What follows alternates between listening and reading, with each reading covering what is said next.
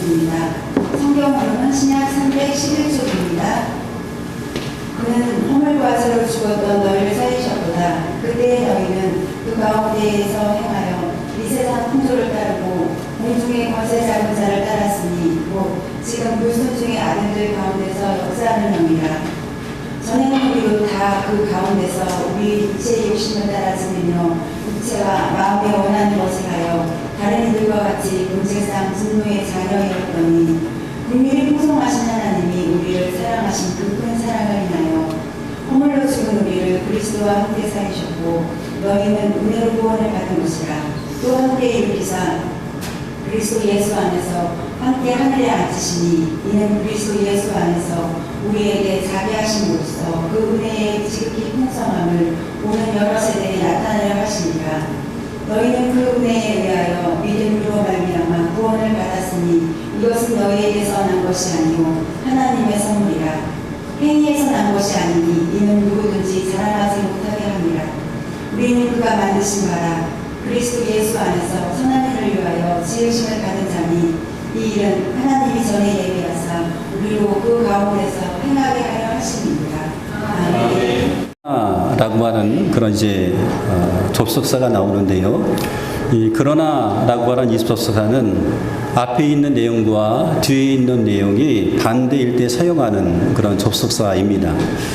그래서 그러나를 기점으로 해서 앞의 내용과 뒤의 내용이 많이 달라지게 됩니다. 개역개정 성경에는 이 그러나가 518번 등장하고요. 세번역 성경에서는 1706번 등장합니다. 이 중에서 그러나 다음에 하나님으로 이어지는 그러나 하나님은 개역개정에서는 2번 나오고요. 세번역 성경에서는 12번이 등장합니다. 그리고 그러나 하나님은으로 이제 시작되는 이 말씀은 하나님에 대한 신앙 고백으로 이제 신앙 고백이 담겨져 있습니다. 시편 말씀을 우리가 예로 들어보면 시편 49편 14절 이하의 말씀에 보면 그들은 양처럼 설에 끌려가고 죽음이 그들의 목자가 될 것이라. 아침에 오면 정직한 사람은 그들을 다스릴 것이라. 그들의 아름다운 모습은 시들고 수월이 그들의 거처가 될 것이라. 그러나 하나님은 분명히 내 목숨을 건져주시며 소홀의 세력에서 나를 건져주실 것이다. 또 시편 54편 4절에 보면 무법자들이 일어나 나를 치며 폭력배들이 내 목숨을 노립니다. 그들은 하나같이 하나님을 안중에도 두지 않는 자들입니다. 그러나 하나님은 나를 돕는 분이시며 주님은 내게 힘을 북돋워 주시는 분이십니다. 시편 66편에도 보면 내가 마음속으로 악한 생각을 품었더라면 주님께서 나에게 응답하지 않으셨을 것입니다. 그러나 하나님은 나에게 응답하여 주시고 나의 기도 소리에 귀를 기울여 주셨습니다. 라고 하면서 그러나 하나님 다음에는 그러나 하나님 다음에는 성도의 신앙 고백을 이제 이렇게 이야기하는 것을 이제 보게 됩니다. 절망적인 그런 상황 가운데서 하나님께서 하나님의 자녀를 어떻게 대하셨는지에 대한 고백이 그러나 하나님은 다음에 이제 나타나는 것을 이제 보게 되는 거지요. 어리석은 자들이 죽음에 내려갑니다. 수월에 내려가는 그런 상황이었습니다.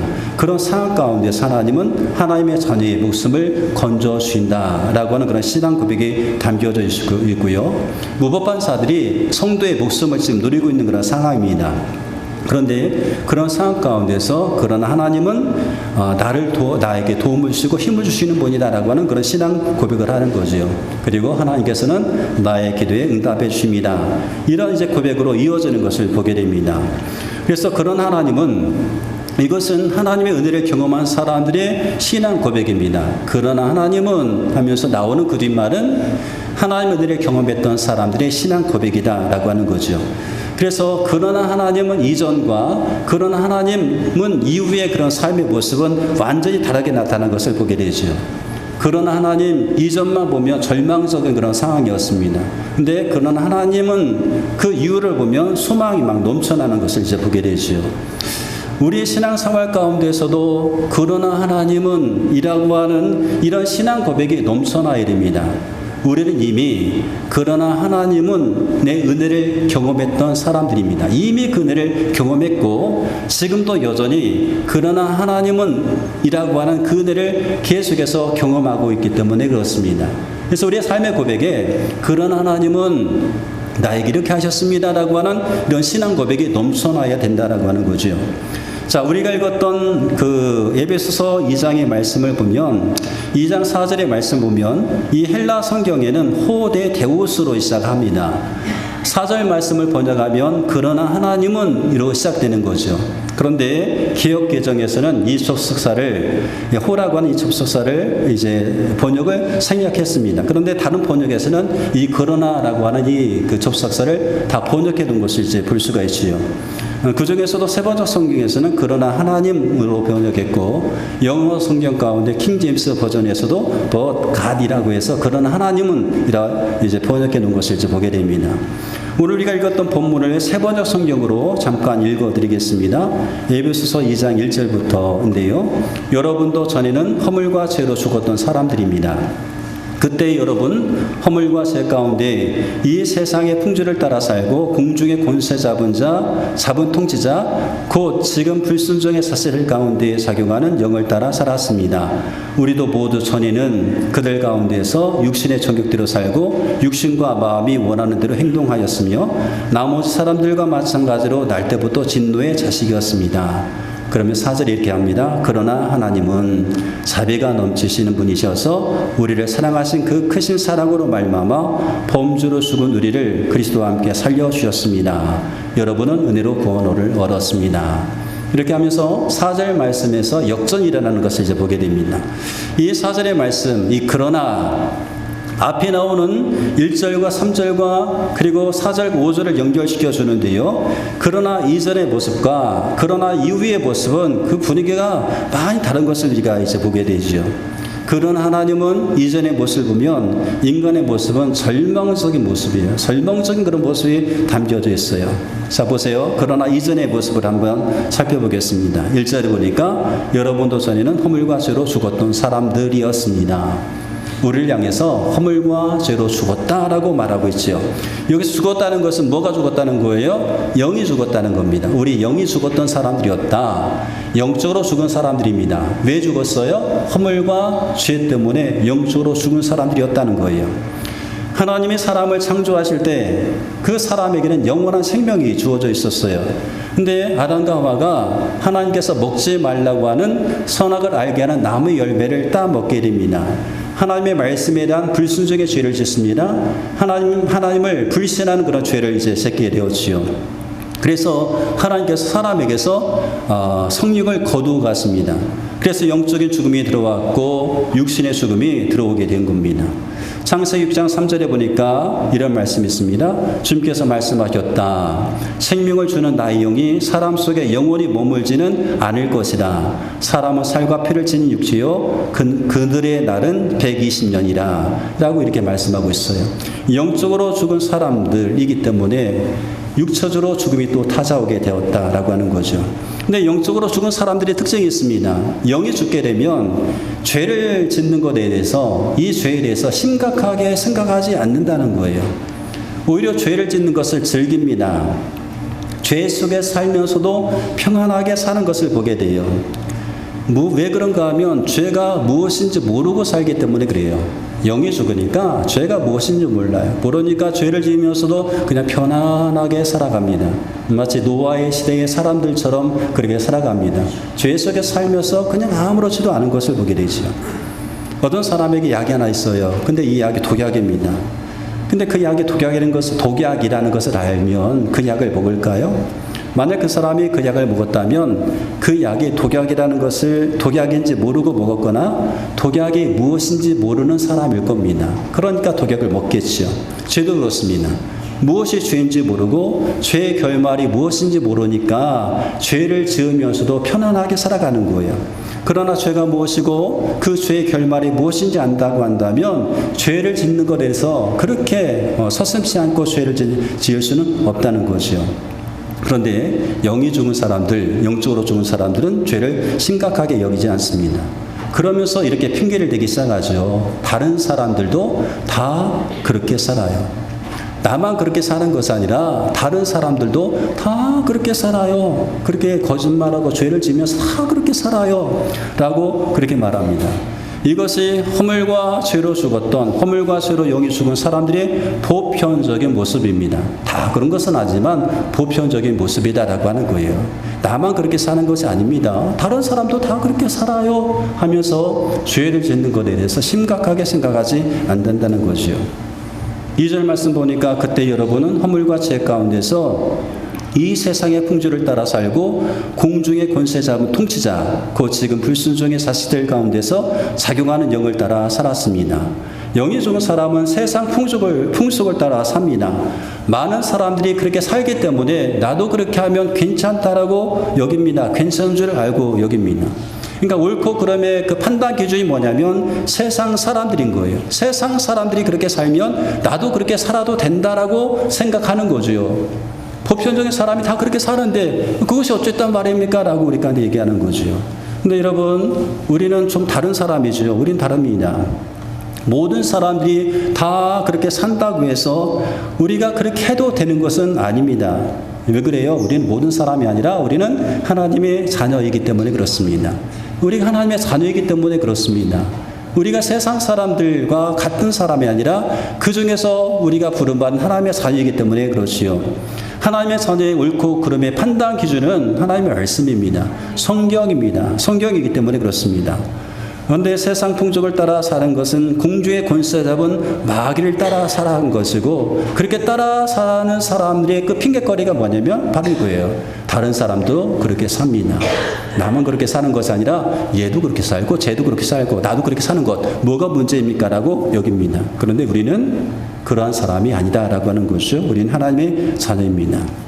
그런데 우리가 이전에는 그렇게 살았다는 거예요. 3절에 보니까 우리도 모두 전에는 그들 가운데서 육신의 정욕대로 살고 육신과 마음이 원하는 대로 행했으며 나머지 사람들과 마찬가지로 날 때부터 진노의 자식이었습니다.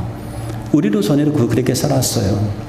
예수님 믿기 전에 우리가 그렇게 살았다는 거죠. 그러니까 모르고 살았어요. 그래서 본질상 진노의 자녀였습니다. 이 진노의 자녀 뭐예요? 하나님 심판을 받아서 지옥 갈 사람들이었다라고 하는 거잖아요. 우리도 전에는 다 지옥 갈 사람들이었어요. 천국 갈 사람들이 아니라 다 지옥 갈 사람들이었습니다. 뭐 지옥이 있습니까? 라고 말하면 죽어야 알죠? 라고 하시는 분들이 있을 수도 있어요. 집사님 한 분이 지하철에서 성경을 읽기 시작했다고 합니다. 그랬더니 옆에 있었던 남자가 비꾸면서 이렇게 말을 하는 거예요. 여보시오, 당신 그 책에 기록된 것을 다 믿나요? 라고 이렇게 비꾸면서 묻습니다. 그래서 이 집사님께서 그럼요, 이거 성경이잖아요. 성경에 있는 말씀 저는 믿습니다. 라고 했더니 이 남자가 성경에 대한 지식이 좀 있었나 봐요. 이렇게 묻습니다. 그럼 그 고래 안에 들어갔다가 나온 사람도 당신 아시오? 라고 물어봅니다. 물론 압니다. 요나이지요? 라고 얘기합니다.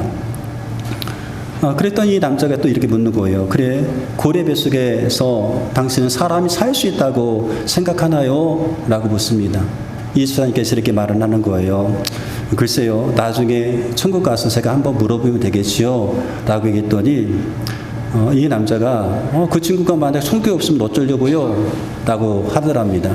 집사님 뭐라고 대답했는가 하면, 그럼 아저씨가 물어보면 되잖아요. 무슨 말인가 하면, 그럼 아저씨가 물어보면 되잖아요.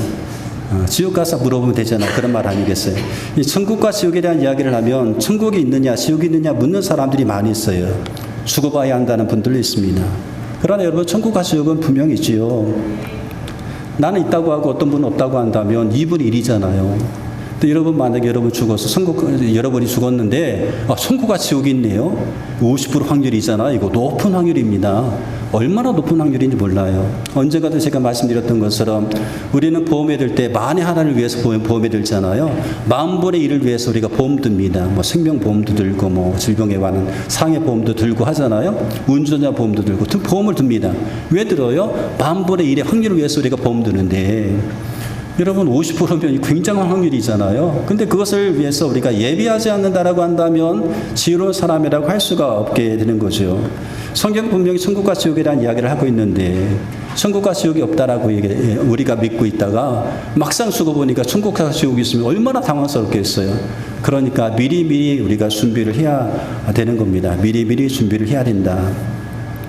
분명히 천국과 지옥이 있는데 그래서 허물과 죄로 죽었던 사람들, 그 영이 죽은 사람들이 육체적인 죽음을 맞이하게 되면 갈 곳은 지옥입니다. 저주받아 갈 곳은 지옥밖에 없습니다. 우리가 이 본문에 있는 1절과 3절까지 보면 절망입니다.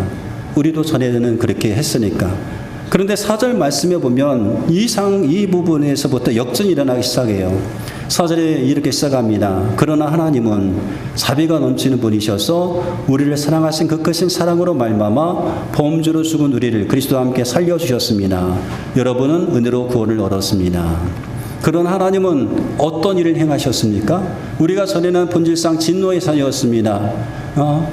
진노의 자녀여서 지옥 갈 수밖에 없는 그런 사람이었습니다. 그런데 하나님은 어떤 일을 하셨어요? 우리를 예수님과 함께 살려주셨습니다. 그리고 구원하셨습니다. 누구든지 예수님을 믿기만 하면 죄의 용서함을 받게 됩니다. 하나님은 예수님을 믿는 사람들을 예수님의 생명으로 살게 하셨습니다. 그래서 전에는 진노의 자녀였지만 그러나 하나님 이후에는 축복받는 하나님의 자녀가 되게 하셨다는 거지요.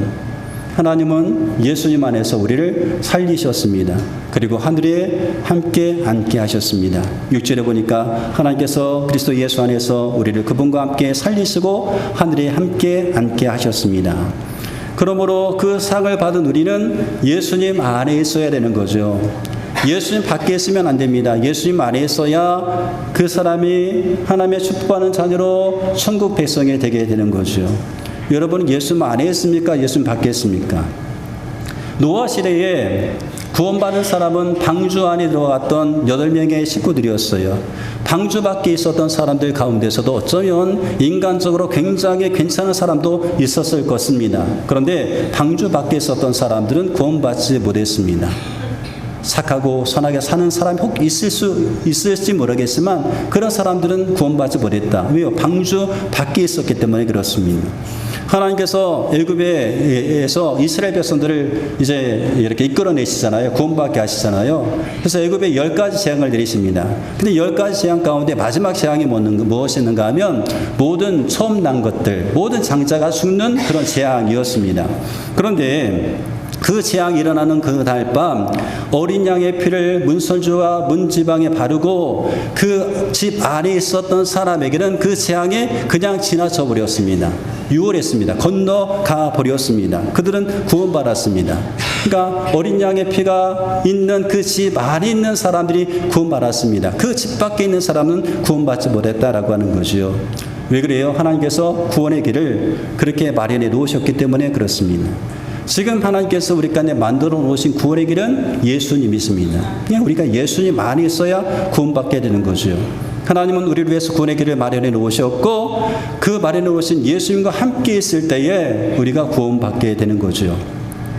자, 그러나 하나님은 이전의 모습은 절망이었어요. 우리는 본질상 진노의 자녀였습니다. 우리는 지옥의 백성이었습니다. 그러나 하나님 이후의 모습을 보면 소망이 넘쳐나게 됩니다.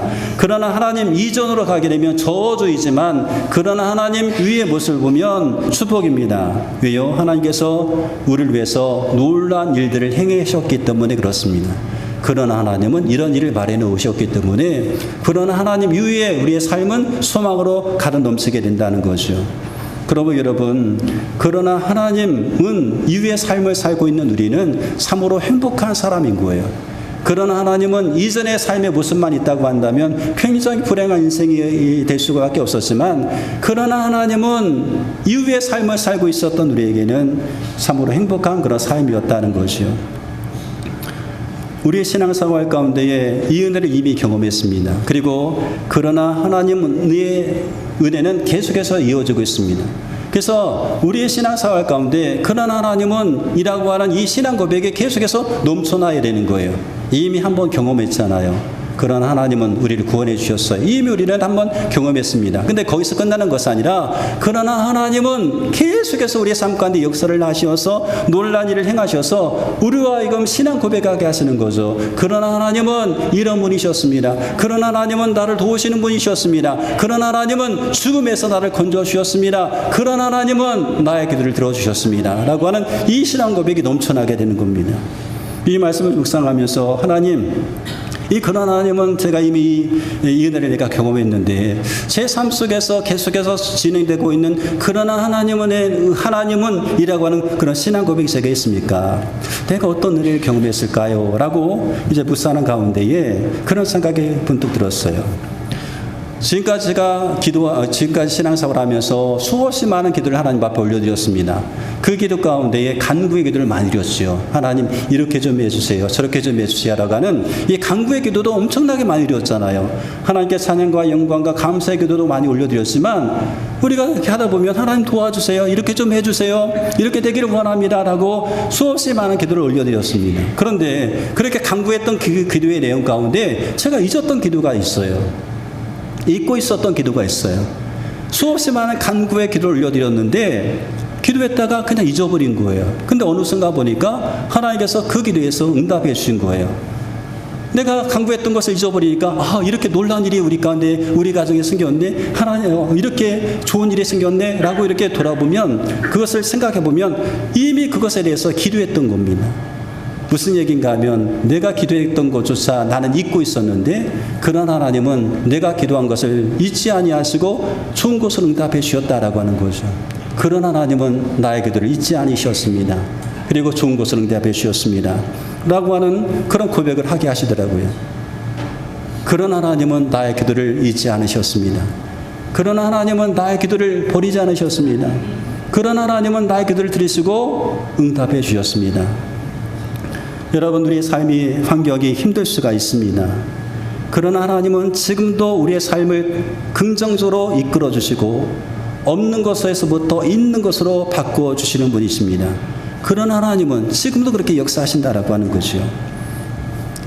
엘리야는 북왕국에서 활동했던 선자였습니다. 엘리야의 이름의 뜻은 여호와는 하나님, 나의 하나님은 여호와시다라고 하는 그런 뜻을 가지고 있지요. 엘리야는 갈멜산에서 불행담을 받아서 하나님께서 여호와께서 진짜 하나님인 것을 이스라엘 백성에게 보여줬던 그런 선자였습니다. 바알과 아세라를 섬겼던 850명의 제사장들을 기순 시냇가에 내려가서 죽였던 그런 사람이었고요. 그가 기도했을 때 3년 6개월 동안 내리지 않던 비가 내리게 했던 그런 선자였습니다. 그런데 이런 하나님의 역사가 이스라엘 나라에 나타났음에도 불구하고 이스라엘 가운데는 어떤 변화도 일어나지 않았습니다. 여전히 이스라엘 나라의 왕이었던 아합 그리고 이세벨은 돌이키지 않았습니다. 오히려 하나님의 크신 역사를 이끌었던 이 엘리야를 죽이려고 합니다. 그래서 엘리야가 너무나 실망해서 도망을 치게 되죠. 그래서 하나님의 산 호렙산까지 오게 됩니다. 그 호렙산 구울 속에 들어가 있을 때에 하나님께서 엘리야를 부르시는 거예요. 엘리야야, 너 왜 여기까지 왔느냐? 내가 왜 여기 있느냐? 라고 얘기합니다.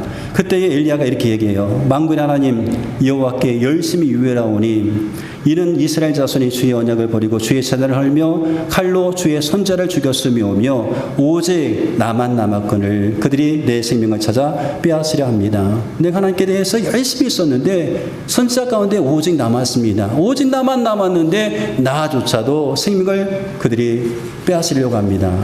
그래서 내가 이 호렙산 굴 속에 있습니다. 라고 얘기를 합니다.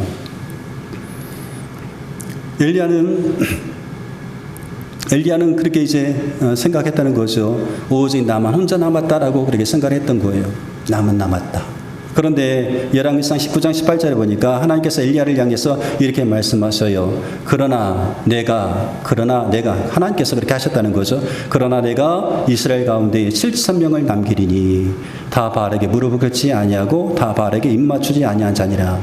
엘리야는 자기만 혼자 남았다고 생각했는데 그러나 하나님은 몇 명을 남겨두셨는가 하면 7,000명을 남겨두셨다라고 하는 거죠. 택한 사람들을 남겨주셨다라고 하는 겁니다. 지금도 마찬가지예요. 우리가 신앙생활 하다 보면 하나님 나만 남은 것 같아요. 나만 남았습니다. 나만 남았어요. 왜 나만 이렇게 힘들게 살아야 됩니까? 라고 얘기할지 모르겠지만 로마서 11장 4절 5절에 보니까 그에게 하신 대답이 무엇이냐? 내가 나를 위하여 바알에게 무릎을 꿇지 아니한 사람 7,000명을 남겨뒀다 하셨으니 그런즉 이와 같이 지금도 은혜로 택하심을 따라 남은 자가 있다. 지금 이 시대에도 남자가 있는 겁니다. 나만 남은 것이 아니라 하나님께서 남겨두신 신앙이들이 있다라고 한 거예요. 절망적인 그런 상황 가운데서도 믿음을 지키며 살아갈 수 있는 남은 사람들이 있다는 겁니다. 남겨두신 하나님의 사람이 지금도 여전히 있다는 거죠. 하나님의 뜻을 따라 살려고 노력하는 그런 사람들이 있다는 겁니다. 요한복음에 보면 제자들이 예수님을 많이 따랐거든요. 많은 사람들이 예수님을 따랐습니다. 근데 예수님의 말씀을 이해하지 못하고 알아듣지 못하고 예수님을 떠나는 그런 일들이 많았습니다. 떠나는 사람들이 많이 이제 생겨나게 됩니다. 그때 예수님께서 12명의 제자들에게 이렇게 물으셔요. 너희도 가려느냐? 다른 사람들이 이 말씀을 이해하지 못하고 이 영의 말씀, 영생의 말씀을 이해하지 못하고 다 지금 떠나가고 있는데 너희들도 떠나려느냐? 라고 얘기합니다. 그때 베드로가 이렇게 말해요. 주님, 주의 영생의 말씀이 여기 있는데 우리가 어디로 가오리까? 우리는 절대로 떠나지 않겠습니다. 영생의 말씀이 여기 계시는데 예수님께 있는데 우리가 어디로 가겠습니까? 떠나지 않겠습니다. 라고 그렇게 말을 합니다. 단정합니다. 절대로 주님을 떠나지 않겠다고 얘기해요. 그런데 어떻게 되었어요? 예수님께서 붙잡으셨을 때에 예수님의 그 십자가 앞에서 모든 제자가 다 도망을 치는 거예요. 옛생활로 돌아갑니다. 근데 놀라운 일이 있어요. 그렇게 다 도망치고 다 옛생활로 돌아갔는데 그러나 예수님은 그들을 포기하지 않습니다. 그러나 예수님은 그들을 찾아갔습니다. 부활하신 후에 찾아갔습니다. 그리고 그들로 하여금 참 제자로 회복시켜 주신 그런 모습을 보게 됩니다. 다 도망간 것처럼 보였어요. 그러나 하나님은 포기하지 않으시고 그들로 하여금 참 제자가 되게 하신 것을 보게 됩니다. 바울이 고린도전서 15장에서 이렇게 고백하죠. 나는 사도 중에 가장 작은 자라 나는 하나님의 교회를 받게 하였으므로 사도라 칭함받기를 감당하지 못할 자니라. 그러나 내가 나된 것은 하나님의 은혜로 된 것이니 내게 주신 그의 은혜가 헛되지 아니하여 내가 모든 사도보다 더 많이 수고하였으나 내가 한 것이 아니요 오직 나와 함께 하신 하나님의 은혜로다. 바울은 자기 자신을 사도 중에 지극히 작은 자, 교회 핍박자라고 그렇게 여겼습니다. 어떻게 보면 사도라 칭함받기에는 합당하지 못한 자라고 그렇게 생각했어요. 그러나 하나님은 바울에게 은혜를 베풀어 주셔서 사도 중에 사도가 되게 하신 겁니다. 그러나 하나님은 바울을 그렇게 만들어 주신 거죠. 앞에 제가 노아에 대한 이야기를 했는데 창세기 6장에 보면 세상의 상이 좋지 않았습니다. 사람의 죄악이 세상에 가득했고 마음의 생각과 모든 계획이 악하였습니다. 하나님께서 사람을 지으셨음을 한탄할 정도로 근심한 그런 정도였어요. 하나님의 심판이 다가오고 있었습니다. 여기까지 보면 절망입니다. 그런데 창세기 6장 8절에 보면 이렇게 기록하고 있어요. 그러나 노아는 여호와께 은혜를 입었더라. 그러나 이 한마디가 절망 증상을 바꾸어 놓았습니다. 하나님은 노아에게 은혜를 베풀어 주신 것이요. 사랑하는 성도 여러분, 이 시대가 실망과 절망으로 포진하고 있는 그런 시대처럼 여겨집니다. 내 삶을 보면, 내 앞의 삶을 보면 절망이고 내 삶의 앞을 보면 실망처럼 보여지는 것들이 너무나 많이 있어요. 세상을 보면 그렇습니다. 세상 상을 보면 그렇습니다. 그런데 그런 상황 가운데서 그러나 하나님을 우리가 기도할 수가 있어요. 하나님, 세상과 나의 환경은 이렇습니다. 그러나 하나님은 우리가 기대하게 되면 앞의 상황이 아무리 절망적이고 실망적인 그런 상황이라 할지라도 그러나 하나님은 이라고 우리가 고백하는 그런 순간 우리의 삶은 소망으로 넘쳐나게 된다는 거죠. 우리 신앙생활에는 여전히 그러나 하나님은 의의 은혜가 있기 때문에 그렇습니다. 그러나 하나님은 내 삶 가운데 이렇게 역사하십니다. 라고 하는 이 고백이 있을 때에 그러나 이전의 삶은 온데간데 없고 그러나 이후의 삶이 우리의 삶을 지배하는 것 아니겠어요? 아무쪼 여러분, 이 은혜로 우리 모든 성도님들의 그 삶 가운데에 그런 하나님은 이라고 하는 이 은혜의 고백이, 이런 신앙 고백이 넘쳐나기 원합니다. 이미 우리는 경험했습니다. 이미 그런 하나님은 이라고 하는 이 은혜를 경험했습니다. 앞으로도 이 은혜는 계속 이어질 것입니다. 그러므로 그런 하나님은 이 신앙 고백이 넘쳐나기를 위해서 그런 하나님은 그 하나님 우리의 삶 가운데 일을 행하신 그 하나님을 더욱더 많이 묵상하는 그런 삶으로 살아가시기를 주의 이름으로 축원드리겠습니다.